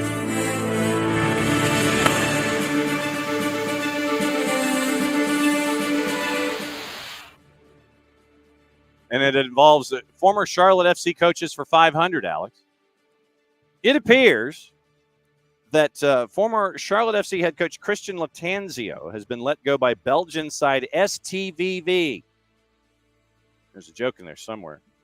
The Italian was announced as the head coach of the club less than 3 months ago. So not even 90 days for Christian Latanzio in Belgium for some side called STVV.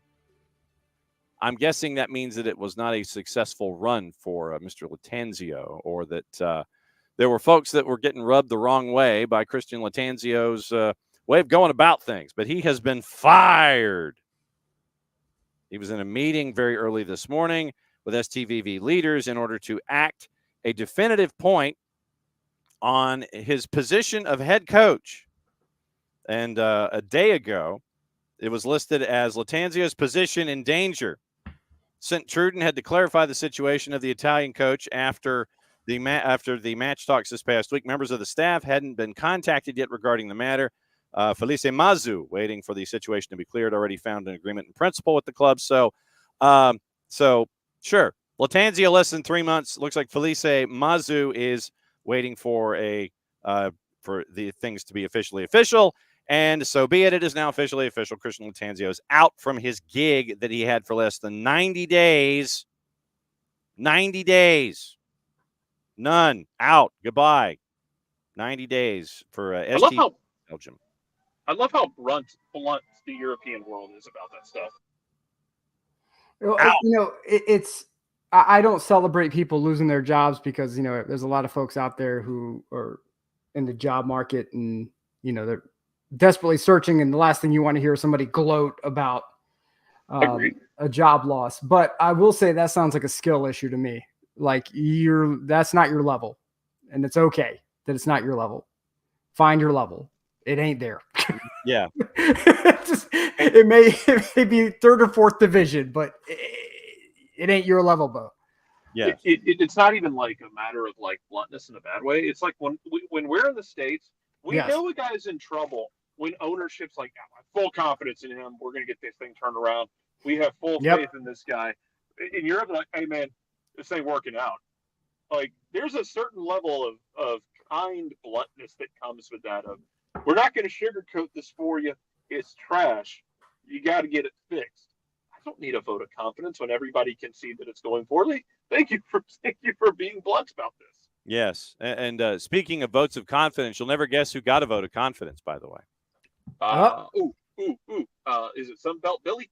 No, it was not. It is not Sunbelt Billy, although, like I mentioned earlier in the show, Scott Strickland has postponed his Thursday media availability. You know it's going to be amazing, and I want to put this in the universe right now, because I'm not averse to suffering. The amazing one is going to be, stick with me here, Nick. When Florida frees themselves from the shackles of Billy Napier and whatever interim they have beats LSU in the middle of the season.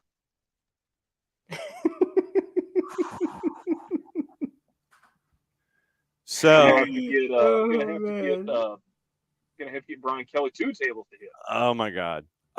So CEO Omar Barada insists that Manchester United will stick by Erik ten Hag even if results worsen after the humiliating defeat by Liverpool yesterday.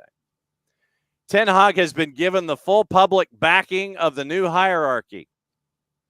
Gee, that sounds like a vote of confidence to me. Barada, the chief exec, said, quote, Erik has our full backing and we've worked closely together in this transfer window. We're going to continue working very closely with him to help him get the best results of the team, end quote.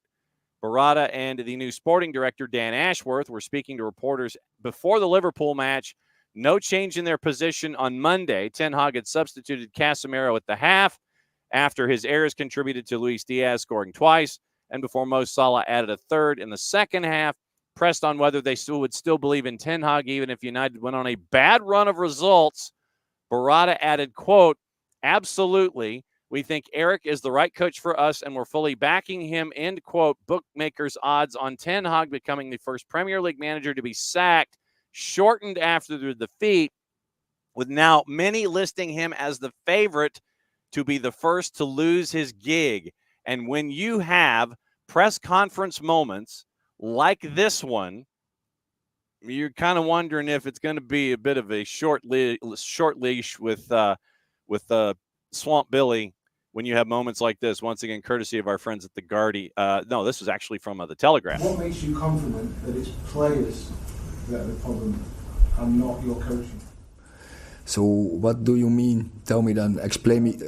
Maybe you can explain me which mistakes we make regular. Well, constantly turning the ball over in your own half, playing the ball out from the back, getting mugged, chances come on the back of it, counter attacks when you're outnumbered, giving up endless chances in your own stadium against the team's biggest rivals. With the greatest respect to it, we've seen that for so long now. You are sure? Absolutely. I don't think otherwise you wouldn't win trophies as we did and to beat big opponents. So I'm sorry for you. I have another vision. Hey, look, Outcast addressed this. You're only as funky as your last cut. So you may have won trophies last season. That's last season. That's not this season. So there are certain jobs where your job security is razor thin.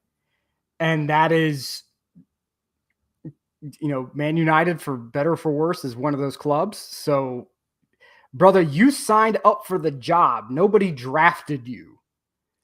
That's you. I mean, you made the choice to go there. You know the expectations. Mm-hmm. There are certain jobs where if you don't win in a certain way, I took Jackie Fresh to the Alabama game this past weekend. I'm sorry. A delayed birthday present. I said, "What do you want to do for your birthday?" He says, "I want to go to a Bama home game." All right, we went to the freaking home opener. Ugh. Right? Alabama is up 55-0 over Western Kentucky. And there were fans that were still complaining. Oh, yeah. Okay. It is a different ball game. It just means more. Mm-hmm. It's a different ball game at some places than it is in other places. Mm-hmm. Right? Like at Navy, we are debuting our new wing T offense. And we were playing like Bucknell, okay? Bucknell shouldn't have put any points on the board, but Navy won. So I'm like, great. And you got Alabama fans mad because they're up like 55-0 and the quarterback is not connecting on a crossing route. Mm-hmm. So, I mean, Ten Hag just needs to shut his mouth and be like, "Oh, wow. Okay, those are great points. I'll make sure I look at that in the on the tape. Thanks." Yeah, well, and what was the quote? He said he's not Harry Potter. Yeah. I didn't know you're not Harry Potter. Good Lord. I'm not Harry Potter. Can we just shut down the Netherlands until we find out what the hell's going on? Is that possible? Wow. But, I mean, on one hand, yes. On the other hand, you had one Dutch coach come here and didn't speak any lies. Woo. He spoke some truths and won some trophies. Mm-hmm. Eric Ten Hag on the way out the door is going to tell Manchester United some uncomfortably true things. You watch. Oh, boy. Because I promise you, if there's one thing the Dutch will do, it will be brutally honest with you. They are not going to be shy about, I didn't really want to ruffle any feathers. Nah, cool. They're going to see that button. They're going to hit that button. Yep. So Ten Hag, after his press conference, this is like the after press conference, not like the one where he's in suit and tie and he's styling. He says, "It's not like I'm Harry Potter, and that's what you have to acknowledge. It's the third game of the season. I've had to explain this so many times. We have to build them in the team, and it will take time. We'll be fine, but it is clear we have to improve. At the end of the season, I'm quite confident we will have a big chance to lift another trophy." It was Johan Cruyff once told a journalist, if I wanted you to understand it, I'd explain it better. Mm-hmm.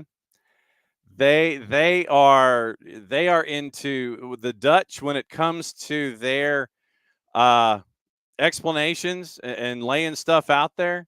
That they are into one thing and one thing only, brother, and it is one more time. Facts. This is why I was never that bothered when like Leandro Gonzalez Pires and Lavanda were having issues with Frank de Boer. Have you ever seen the stories that come out of the Netherlands with the national team and egos and infighting and arrogance? Like, Oh, it is man, that so was all messy. that was all had for him. He didn't give a shit. Like, yeah, well, I'm gonna get everybody to fly right. We're gonna figure this out so we can win. Oh, you're upset? That's the first time I've ever heard that. Not like they didn't play for the Dutch national team or coach at Ajax. Middle of the It's a World different Cup. flavor. Yeah, Yeah. middle of the World Cup, you get these breaking reports. It's like starting midfielder for the Dutch national team. I would like to say that the manager has a small between the legs. You know, we should be passing more forward. And then you have like the manager. The manager responds. He's like, the player in question is a lobotomized gerbil who should not be alive. His parents should have killed him at birth. He will be starting on the left this Saturday. And he's gonna get a goal in his shirt, and they're gonna hug it out afterward. Because this is what it is. The greatest upset is that 2010 France didn't happen to the Dutch. A full-on coup on the team bus at the training ground. Shit, that's a Dutch move all day, twice on Sunday. In the Belgians imploding in the last two international tournaments, very much a Dutch move. Frankly, the Dutch have their work cut out for them. They really got to go above and beyond to get their title back. Mm-hmm. So yeah, the bluntness is always the fun part of all of this. So it's always fun to know that it's coming as a member of the media when you know that it's coming because of how someone is wired, because their DNA says that they are only giving quotes in one direction, and it is look, straight up, I'm gonna give you an answer, and I'm not gonna dance around it. It's fun for journalists, but I imagine it can be hell in locker rooms when it's like, okay, well, you suck, and that's why you ain't playing. You get stuff like that in the locker room. I mean, well, I imagine that in Dutch locker rooms, it's kind of expected. You know, I mean, as Fourcard has said here, it is rated E for everyone, right? So, but if you have like a properly British locker room, and you're not really, like feelings are not really. You're very like evasive on things like, well, we find that your playing style right now is somewhat subpar, and then you have this Dutchman coming like, you are terrible, who has ever told you should be footballer, you should be like a construction worker for something that has no bearing on anyone's life. Okay, you have the feet of a construction worker. You should be constructing sandcastles in Brighton somewhere. Okay, you should not be. No, you should be like in Dover or something like that. You should not be anywhere anything important. Like people can be like, "Good God!" And especially like with the Argentine guys that want it like a dad as a coach. Occasionally your dad's tough, right? But dad loves you. Dad cares for you. No, not the Dutch, not Dutch vegan stepdad. Dutch vegan stepdad has no feelings for you, buddy. You were just the obstacle. The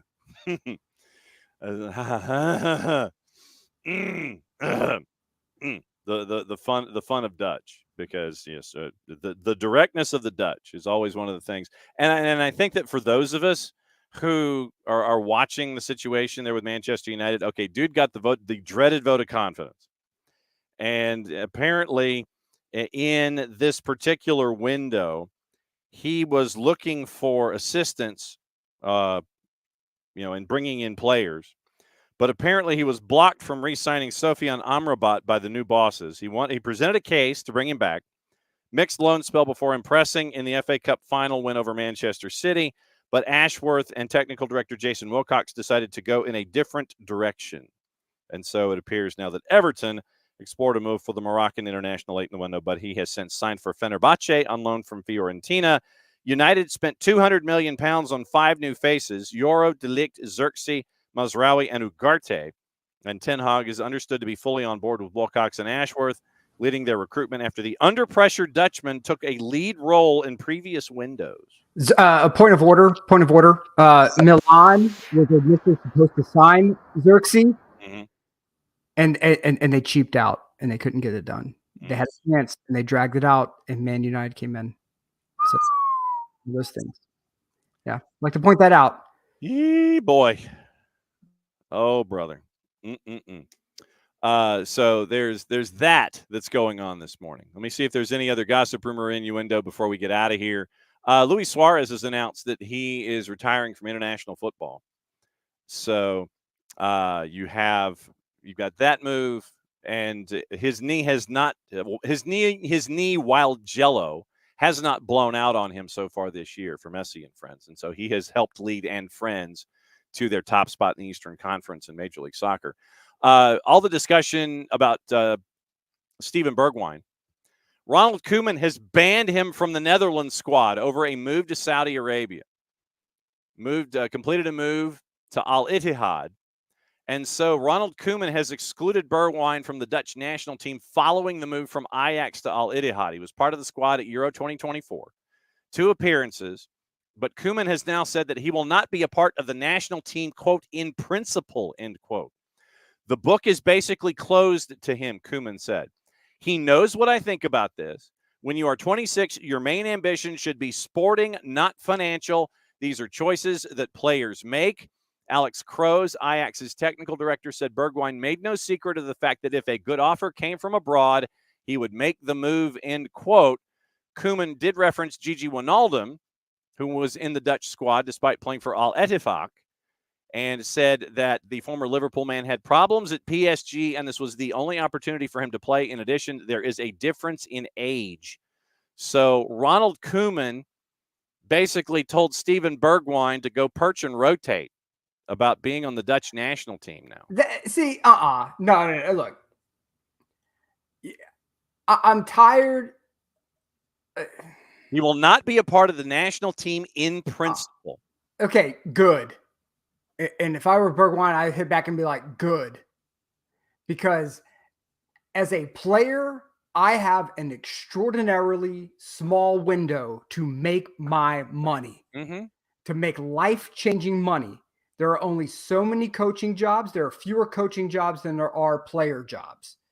And so there's no guarantee that I'm going to be able to move in and make millions of dollars as a coach or a team manager or whatever. I have to get my money now. And so if I'm chasing my paper, now would I, Nick Khalifi, go to Saudi Arabia to chase my paper? No. That's because that's not how I get down. Right. But if there's a player out there who takes the money deal, I'm not mad at you because you need to get your life-changing money while you can. And because you got to make that money last. And if, Douche Canoe Incorporated wants to say you can't be allowed back on the national team, then great. That sounds like a you problem.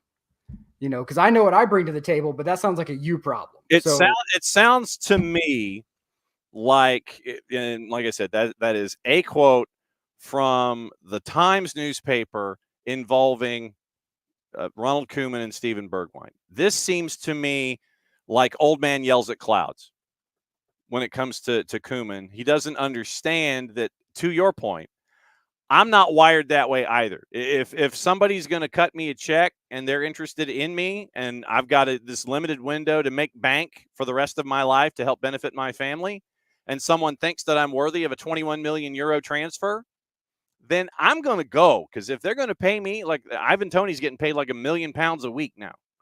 If you get that deal and you get paid that, like I said, Saudi Arabia, like you, Nick, I'm not wired that way. That's not a place I would go. That's why I refer it to the league that we neither condone, endorse, nor promote. I get it. They're offering you bank. You want to go that way? Cool. But Koeman to me sounds like old man yells at clouds. If you want to take if I were Bergwijn and MLS called up and San Diego says, well, there was a team that might have called up that. Well, there's a team down the street from us that allegedly called up. Yeah. Right. So if that team called up and said, look, we're going to pay you stupid amounts of money to come here and play. Great. And if Koeman wants to yell, going to America means you cannot be on the national team. Okay, great. Then have fun. Don't call me. Don't have me interrupt my season for international window. Mm-hmm. So don't call me. Just to go ahead and take me out of your rotation so that way we're clear on everything. Yeah.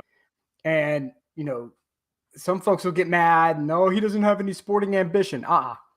If I got 2 feet and can play, it is my ambition because it's my feet. I'm the one doing suicide runs at practice. I'm the one who's having to showcase my skills every day at a certain level or I miss out on paychecks. That's me singularly. Mm-hmm. That's not you in row 32, seat 8. You watch me play. I get paychecks because you come watch me play. My job's to put on a show. That does not include the national team. So if you want me to put on a show in your house and you're paying me money to do it, that's my focus. And I'm getting life-changing bank in the process. Everyone wins. Except for the brain-dead guinea pig who doesn't want to call me up anymore. Yeah. And so, like I said, I think that's a you problem with Ronald Koeman yelling at clouds. Soccer on TV before we get out of here since the transfer window is closed.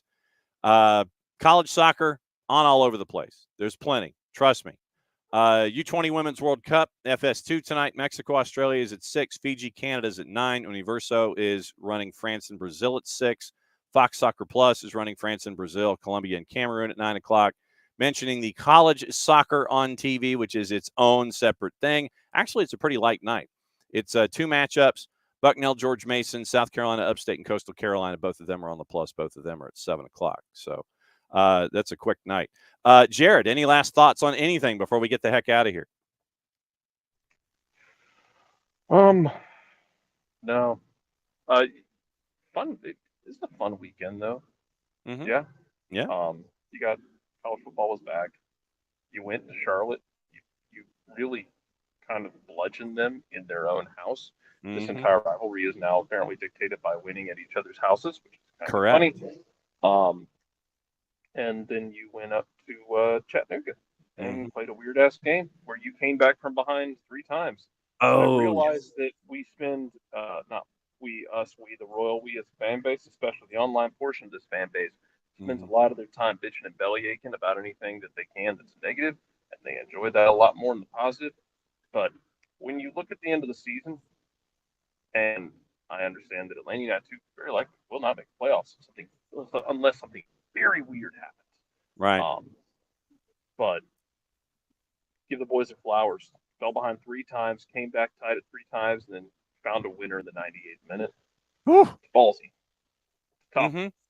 Yep. Enjoy the good things. You don't have to just live in the land of negative where everything is bad and everything is a river of shit. You can enjoy the good things when they happen because they don't last forever. As we all know, following all of our teams throughout history, the good times don't last forever. So enjoy them when they happen. Even if they're kind of surrounded by bad times at moments, just take those good times and cherish them a little bit more.